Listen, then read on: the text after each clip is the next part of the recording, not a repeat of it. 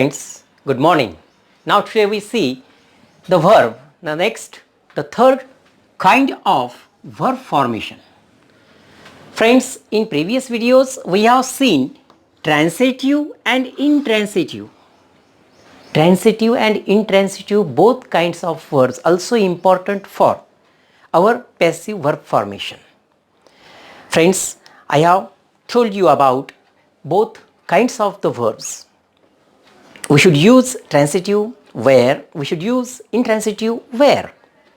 Transitive verb form is important for to change the active verb form into passive by using the question. The question start with what? Okay.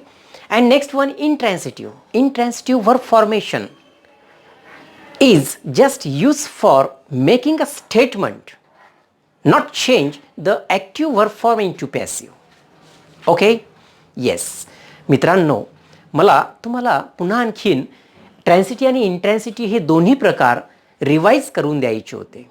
तुम्हाला सांगितलेलं आहे की ट्रान्सिटिव्ह आणि इंट्रान्सिटिव्ह, सकर्मक आणि अकर्मक अशी ही क्रियापदांची दोन प्रकार आहेत. या दोन्ही क्रियापदांचा वापर प्रामुख्याने कशासाठी केला जातो? सकर्मक या क्रियापदापासून जे वाक्य तयार झालेलं आहे त्या वाक्याचा बदल पॅसिव्ह फॉर्ममध्ये आपल्याला करता येतो. पण इंट्रान्सिटिव्ह फॉर्मेशनमध्ये ज्या क्रियापदाने वाक्य तयार झालेलं आहे त्याचा बदल मात्र आपल्याला पॅसिव्ह फॉर्ममध्ये करता येत नाही. ठीक आहे. वेल, तर दोन्ही प्रकार पाहिल्यानंतर I hope that so you have made some sentences on transitive and intransitive verb formation. If you are not made the sentences on it, so make sentence 25 or 25 sentence. 25 sentence on transitive or intransitive 25 sentence. That means so you will make 50 sentence on it for your practice. Practice makes man perfect. मित्रांनो, हे विसरून चालणार नाही आपल्याला की प्रयत्नांती परमेश्वर. जोपर्यंत आपण प्रयत्न करणार नाही तोपर्यंत आपल्याला यश हे प्राप्त होणार नाही. सक्सेस इज अ की of journey of our life. कारण जीवन जगायचं म्हटलं तर आपल्याला सातत्याने प्रयत्नही करावी लागणार आणि प्रयत्नांतीच परमेश्वर आपण असं म्हणतो ते या ठिकाणी सत्य आहे. म्हणून विद्यार्थ्यांनो, मी जे काही तुम्हाला शिकवत असेल त्या प्रत्येक शिकवण्याच्या पाठीमागे प्रॅक्टिस करणे हा तुमचा मुख्य हेतू असला पाहिजे. की सरांनी आपल्याला आज हे दोन प्रकार शिकवलेले आहेत, त्या दोन प्रकारांना अनुसरून मी काही वाक्य तयार केले पाहिजे, म्हणजेच मी काही प्रॅक्टिस केली पाहिजे, जेणेकरून प्रॅक्टिस करून तो भाग मी सहजतेने समजून घेऊ शकेल आणि मग दैनंदिन रोजच्या वापरामध्ये त्या वाक्यांच्या प्रकारांचा, शिकलेल्या ज्ञानाचा उपयोग करून घेईल. ठीक आहे. Well, now friends, today we see auxiliary verb form. This is the third kind of verb form. This is most important auxiliary verb form. The auxiliary verb form has three kinds: to be, to have and to do.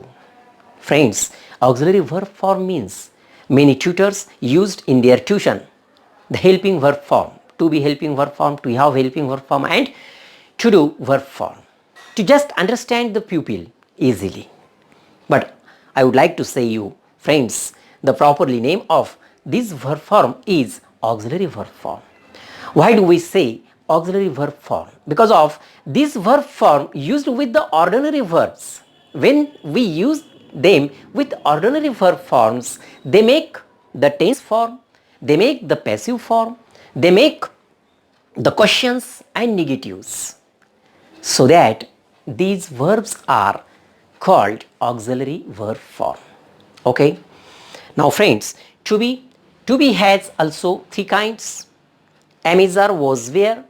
To have also have, has, had, and to do does, did. These are the sub kinds of these in present situation, in past situation. Friends, in to be verb form, so with the numbers of singular, plural. विद्यार्थी मित्रांनो, to be verb form शिकत असताना आपल्याला आवर्जून हे लक्षात ठेवावं लागेल. कर्ता कोणत्या वचनाचा आहे, एकवचनी आहे की बहुवचनी आहे. जेव्हा आपण एकवचनी कर्ता असेल आणि कर्त्याची क्रिया ही प्रेझेंट सिच्युएशनमध्ये दर्शवायची असेल, तेव्हा आपण इज या सहाय्यकारी क्रियापदाचा, या ऑक्झिलरी क्रियापदाचा वापर करावा. त्याच ठिकाणी कर्ता एकवचनी पण पास्ट सिच्युएशन असेल तर आपण वॉज या सहाय्यकारी क्रियापदाचा, वॉज या ऑक्झिलरी क्रियापदाचा वापर करावा. ओके. नियमाप्रमाणे या ठिकाणी if the subject is singular we should use in present situation is, if the subject is singular we should use in past situation was. Just as in plural numbers, in plural subject, if our present situation in plural, so we should use are, or in past were. Okay, this is the main form of to be, so in present and in past situation. विद्यार्थी मित्रांनो, मला आणखीन एक सांगावंसं वाटते तुम्हाला की to be क्रियापदाचा वापर करत असताना टू बीची जी क्रियापदं आहेत ती क्रियापदं कंटिन्युअस फॉर्म दर्शवितात. कंटिन्युअस फॉर्म म्हणजेच कर्त्याची क्रिया ही चालू आहे, just is going on, the action is going on, ही या ठिकाणी दर्शविले जाते. For example, is here, he is reading note, he was reading note, they are reading note, they were reading note. These are the continuous formation. Okay, तो note वाचत आहे. कर्त्याची क्रिया ही चालू आहे, कंटिन्युअस आहे. म्हणजेच या ठिकाणी जे इज ऑक्झिलरी व्हर्ब आहे, हे जे इज ऑक्झिलरी व्हर्ब आहे, हे ऑक्झिलरी व्हर्ब काय करते, कर्त्याची क्रिया ही प्रेझेंट सिच्युएशनमध्ये चालू आहे असं दर्शविते. ठीक आहे. तसंच पास्ट सिच्युएशनमध्ये देखील कर्त्याची क्रिया ही चालू आहे असं दर्शविल्या जाते. म्हणजेच या ऑक्झिलरी व्हर्ब फॉर्मचा is, was, were, okay, am, is, was, were या ऑक्झिलरी क्रियापदांचा वापर प्रामुख्याने कशासाठी केला जातो? To indicate the action is going on, to indicate the action is going on. विद्यार्थी मित्रांनो, प्रामुख्याने हे लक्षात ठेवा, मी जे काही बोलतो आहे त्यावर अतिशय बारकाईने लक्ष द्या. लक्षात आलं नाही तर पुन्हा हा व्हिडिओ पहा. तुम्हाला पुन्हा पुन्हा व्हिडिओ पाहिल्यानंतर सहजतेने ते लक्षात येईल आणि तुमची आयडिया ही क्लिअर होईल. टू बी क्रियापदं जी आहेत, टू बी क्रियापदं am, is, are, was, were, am, is, are, was, were ही टू बीची क्रियापदं जी आहेत, ऑक्झिलरी क्रियापदं जी आहेत, ही क्रियापदं कर्त्याची क्रिया ही चालू आहे असं दर्शवितात. Okay, correct. So here is a one table. मी एक टेबल या ठिकाणी तयार केलेला आहे. पहा, या टेबलला अनुसरून तुम्हाला सहजतेने लक्षात येईल. नंबर्स, वचन, एक वचन, अनेक वचन आणि तिसऱ्या कॉलममध्ये मी आय हा सब्जेक्ट घेतलेला आहे.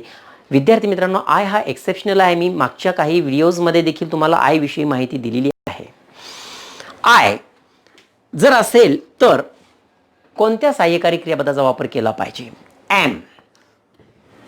एम हे फक्त आय या कर्त्यासाठीच वापरल्या जाते आणि कंटिन्युअस ॲक्शन दर्शविण्यासाठी दर्शविल्या जाते.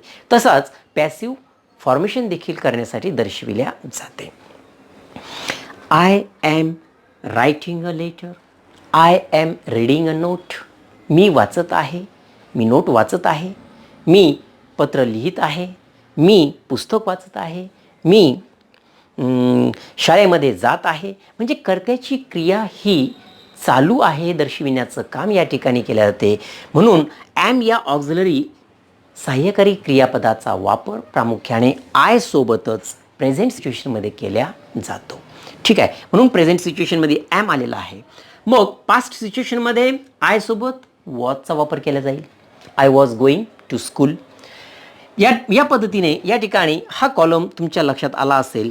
हा टू बीचा जो कॉलम आहे, हा कॉलम तुमच्या लक्षात आला असेल. मी पुन्हा पुन्हा एकच वाक्य या ठिकाणी यासाठी सांगतो आहे की तुम्हाला सहजतेने ते लक्षात यावं, कळावं.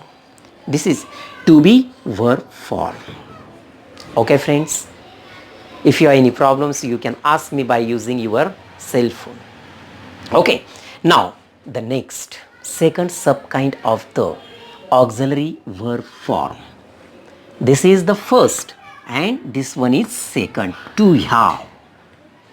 To have verb form is also important to expresses your own activity, to your own obligation, your responsibility through the have.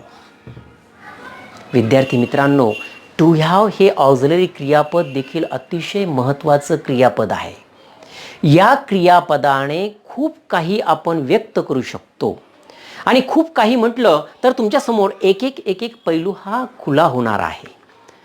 विद्यार्थी मित्रांनो, सर्वप्रथम आपण या ह्यावचा जो वापर आहे तो टेन्स फॉर्मेशनसाठी कशा पद्धतीने केला जातो हे अभ्यासूया.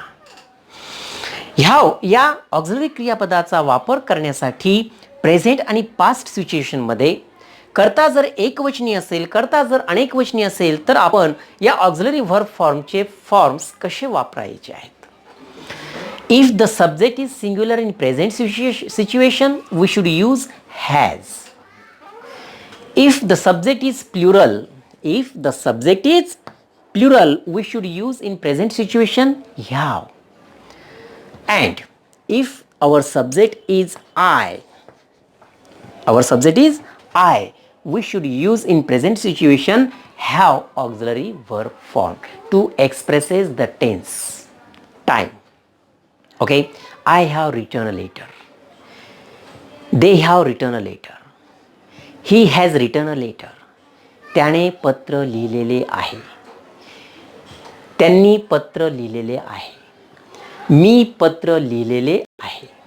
कर्त्याची क्रिया पूर्ण दर्शविण्यासाठी या ह्याव ऑक्झिलरी क्रियापदाचा वापर केला जातो. The action of the subject is fully completed in present situation. हे आपण टेन्स फॉर्मेशनमध्ये शिकलेलो आहोत. पुन्हा तुम्हाला रिवाइज करून देऊ इच्छितो. टू हॅवचे टेन्स फॉर्मेशनसाठी कशा पद्धतीने वापर केला जातो. Has is singular, has is for singular subject, have is for plural subject, have is for I subject in present situation. Friends, the past situation, what is the past form of have? Magic. Had. Friends, had कर्ता हा कोणत्याही वचनाचा असो, singular असो की plural असो की I असो, no problem. कर्ता हा कोणत्याही वचनाचा जरी असला तरी पास्ट सिच्युएशनमध्ये टू हॅव ऑक्झिलरी व्हर्ब फॉर्मचा पास्ट फॉर्म हॅड हाच असेल आणि हॅडने कर्त्याची क्रिया ही भूतकाळामध्ये पूर्ण झालेली आहे असं दर्शविल्या जाते. For example, I had return a letter. They had return a letter. He had return a letter. Okay, त्याने पत्र लिहिलेले होते. मी पत्र लिहिलेले होते. त्यांनी पत्र लिहिलेले होते म्हणजे कर्त्याची क्रिया ही भूतकाळामध्ये पूर्ण झालेली आहे. No doubt at all. This auxiliary verb form expressed here, the action of the subject has totally, fully completed. Okay, this is the use of to have verb form in the formation of tense. Okay, well, now the next one about the to have. Friends, the second uses of the to have verb form. Now I would like to inform you about by using the blackboard working. So I would like to stay for a while and then we start again. Okay, now friends, about the to have verb form, we are now continuing to this part. Friends, have in the formation of perfect tense, I just expressed in front of you the information, the formation in the formation of perfect tense. In the formation of perfect tense, to have, has, have, had. This is the first use. Now the second use of to have. So have to in single inverted comma. विद्यार्थी मित्रांनो, single inverted कॉमामध्ये मी या ठिकाणी have to लिहिलेला आहे. या have टूचा वापर कशासाठी केला जातो? For what? Have to is used with the infinitive to indicate obligation. That uses have to use for to indicate the obligation. Obligation means also I have written here. Obligation means, विद्यार्थी मित्रांनो हे लक्षात घ्या, obligation या शब्दाचा अर्थ देखील मी या ठिकाणी दिलेला आहे. A duty that one must perform, that is the responsible. This is the duty one must perform there. Through the example we can learn have to, the uses of have to. Example is here. I have to be there by 5 o'clock. I have to be there by 5 o'clock. Mentioned time is here. That means I must be there. That is my duty. That is my responsibility. I should be there. I must be there. Okay. So have to also expressed here the responsibility of the subject must be there. ठीक आहे. तर कर्त्याची जी क्रिया आहे, तो कर्ता या ठिकाणी कर्त्याची जी क्रिया आहे, कर्त्याचं जे काही स्टेटमेंट आहे ते या ठिकाणी प्रखरतेने आपल्याला जर दर्शवायचं असेल तर हॅव टूचा वापर आपण केला पाहिजे. हॅव टूचा वापर करून या ठिकाणी इन्फिनिटिव्हज येईल. I have to be there. Okay. 5 वाजेच्या आत मी त्या ठिकाणी असलोच पाहिजे. That's my responsibility. That's my duty. Okay. Second use of have to. Now the third uses of have. Have means possess. Possess. That means your own. You are owner of that things which expressed by you. I have pen. I have chalk. माझ्याजवळ chalk आहे. That's belongs to me. हा माझ्या मालकीचा आहे. I have blackboard. माझ्याजवळ फळा आहे. That मीन फळा हा माझ्या मालकीचा आहे. मालकीचा आहे हे दर्शविण्यासाठी ह्याव या ऑक्झिलरी क्रियापदाचा वापर केला जातो. मित्रांनो, प्रखरतेने दर्शवायचं असेल, आता प्रत्येक व्यक्तीची ही इच्छा असते की मी काय कमवलेलं आहे, मी काय मिळवलेलं आहे, हे त्याला आतून इंटरनल हार्टपासून त्याला दर्शवायचं असते. त्याचा इनर हार्ट त्याला प्रेरित करत असते की अरे तू हे समाजाला दर्शव, अरे तू ह्या तुझ्या मित्राला दर्शव की तू काय मिळवलेलं आहे, किती कठोर परिश्रम करून तू हे ज्ञान मिळवलेलं आहे आणि त्या ज्ञानाच्या भरोशावर आज तू समाजामध्ये टेंभा मिरवीत आहे. मित्रांनो, ह्याव या ऑक्झिलरी क्रियापदाचा वापर करून आपण मालकी दर्शवू शकतो. To expresses the position. Now next, have means take and give. विद्यार्थी मित्रांनो, बऱ्यापैकी विद्यार्थ्यांना अजूनही माहीत नसेल ह्याव या शब्दाचा अर्थ या 2 शब्दांमध्ये देखील येतो. Take and give. टेक म्हणजे घेणे, गिव्ह म्हणजे देणे. नवीन आहे, तुम्हाला शिकायला मजा वाटेल. अरे ह्याव म्हणजे टेक आणि ह्याव म्हणजे गिव्ह. जोपर्यंत विद्यार्थ्यांनो, जोपर्यंत आपल्याला माहीत नसते तोपर्यंत त्याचं महत्त्व नसते. पण जेव्हा आपल्याला एक नवीन गोष्ट माहीत होते तेव्हा त्याचं महत्त्व आश्चर्यकारक असते. आपण ते जाणून घेण्यासाठी आतुर झालेलो असतो. जसे तुम्ही आता आतुर झालेले आहात. You are anxious. You are now, here is a, तुम्ही आतुर झालेले आहात समजून घेण्यासाठी. Okay okay. ह्या मीन्स टेक अँड गिव्ह. विद्यार्थी मित्रांनो,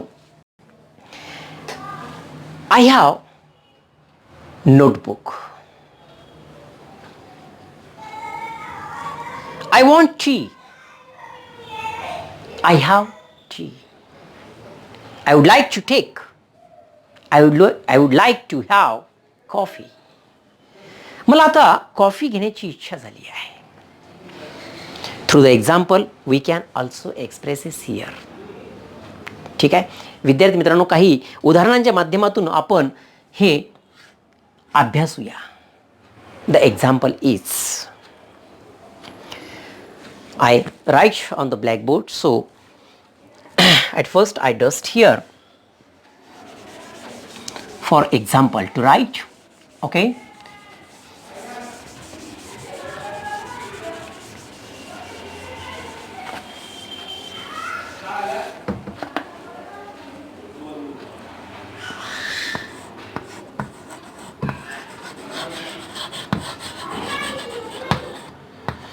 I would like to have coffee. I would like to have coffee. I would like to have. Have auxiliary verb expresses here mean take. माझी इच्छा आहे कॉफी घेण्याची. What will you have? So next one is question.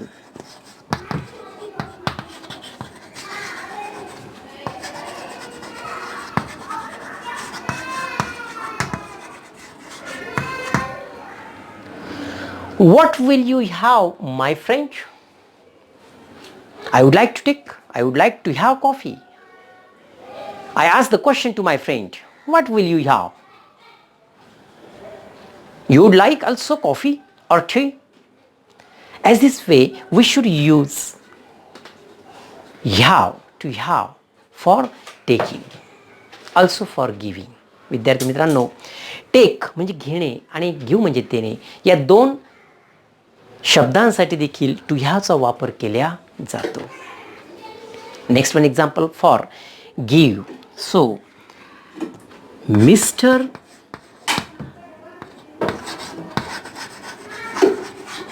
Kunal want to give party. Friends, मी या ठिकाणी एक example लिहिले बा. Mister Kunal wants to give party. आता याच वाक्याला मी पुन्हा टू हॅव मध्ये कन्व्हर्ट करतो. पहा कशा पद्धतीने होते. For example, just I write here above.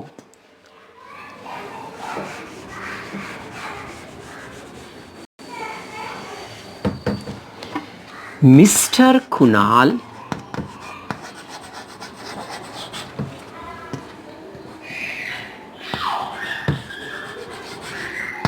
wants to have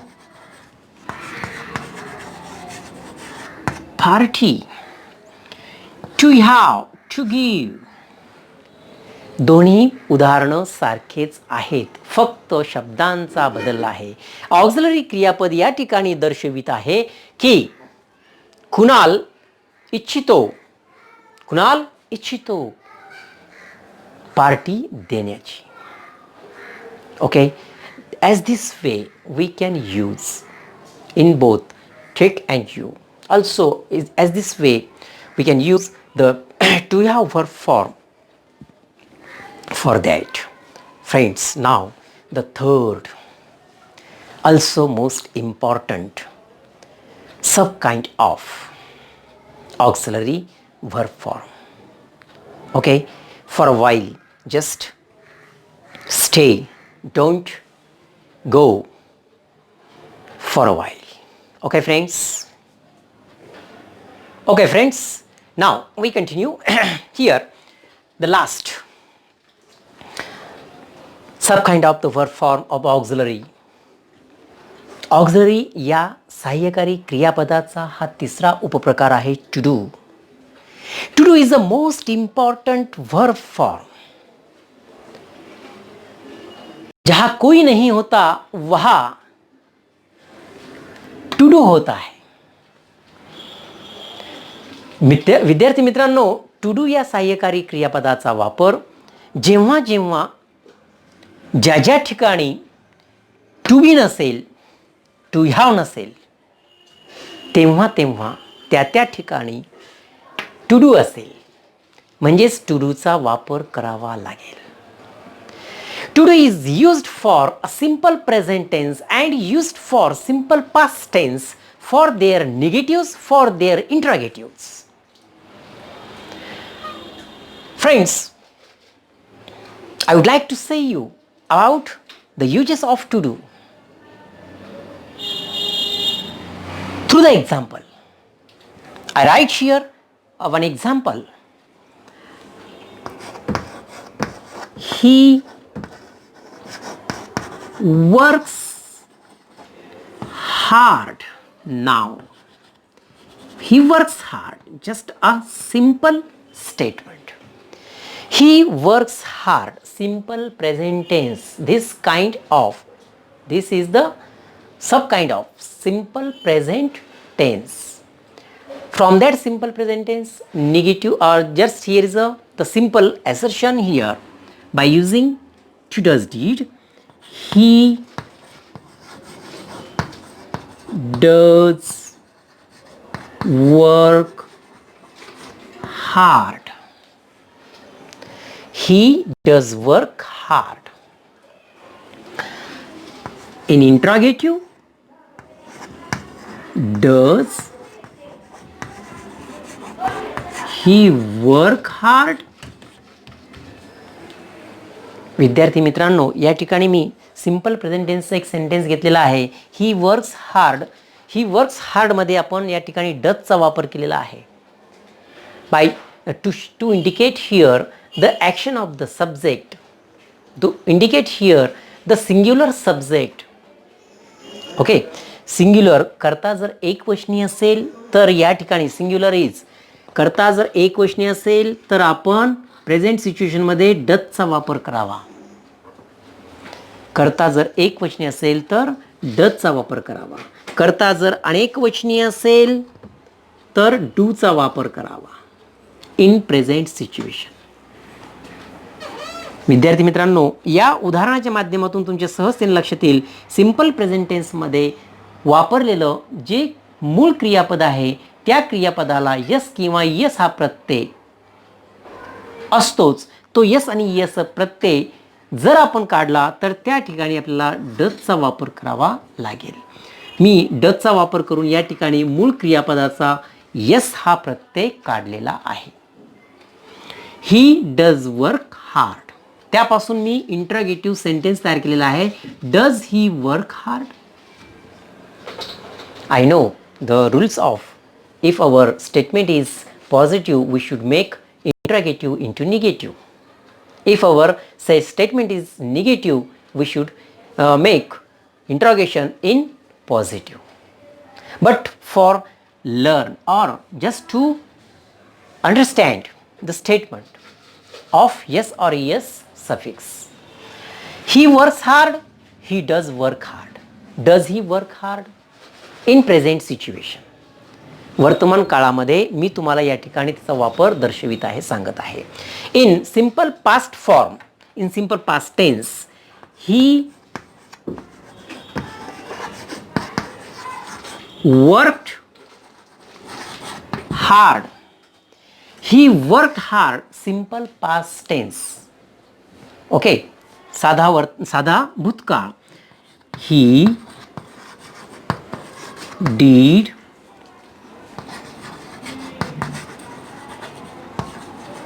work hard.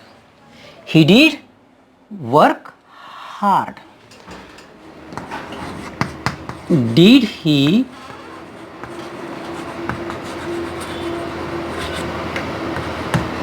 work hard? विद्यार्थी मित्रांनो, मी या ठिकाणी सांगितलेलं आहे पहा, या पास्ट डूचा पास्ट फॉर्म जो आहे did did did. If the subject is singular or plural or I, we should use in past situation to do her form. In the past form did did did. हा नियम आहे. Past situation मध्ये जर तुम्हाला या ठिकाणी to डूचा वापर करायचा असेल तर डीड याच सहाय्यकारी क्रियापदाचा वापर करावा. Simple past tense through the example. आता या ठिकाणी मी एक एक्झाम्पल दिलेलं आहे. He worked hard. Simple past tense we should make here he did work hard. डीडचा वापर जेव्हा आपण करू त्यावेळेस मूळ क्रियापदाचा ईडी हा प्रत्यय किंवा मूळ क्रियापद जे तिसऱ्या फॉर्ममध्ये असते त्या तिसऱ्या फॉर्मला आपण simple past not a simple past participle form of the verb असं म्हणतो. तर या past participle form of the व्हर्बचा आपण बदल करायचा आहे तो simple present form of the verb. Okay, after using did. Then the interrogation of did. Did he work hard? As this way, the uses of to do wherever nothing to be and to have. जेव्हा जेव्हा वाक्यामध्ये आपल्याला वाक्याचा बदल आपल्याला negative सेंटेन्समध्ये करायचा असेल, वाक्याचा बदल आपल्याला प्रश्नार्थक वाक्यामध्ये जर करायचा असेल आणि जर दिलेल्या वाक्यामध्ये टू बीचं सहाय्यकारी क्रियापद नसेल, टू हॅवचं सहाय्यकारी क्रियापद नसेल, तेव्हा आपण टू डू या सहाय्यकारी क्रियापदाचा वापर त्या ठिकाणी करायचा आहे. तो करत असताना प्रामुख्याने आपण प्रेझेंट सिच्युएशन पास्ट सिच्युएशन दोन्ही लक्षात ठेवायचे आहे. कर्त्याची क्रिया ही प्रेझेंट सिच्युएशनमध्ये असेल तर डू डजचा वापर करावा. प्रेझेंट सिच्युएशनमध्ये कर्ता जर एकवचनी असेल तर डजचा वापर करावा. कर्ता जर अनेकवचनी असेल तर डूचा वापर करावा. कर्ता जर आय असेल तर डूचा वापर करावा.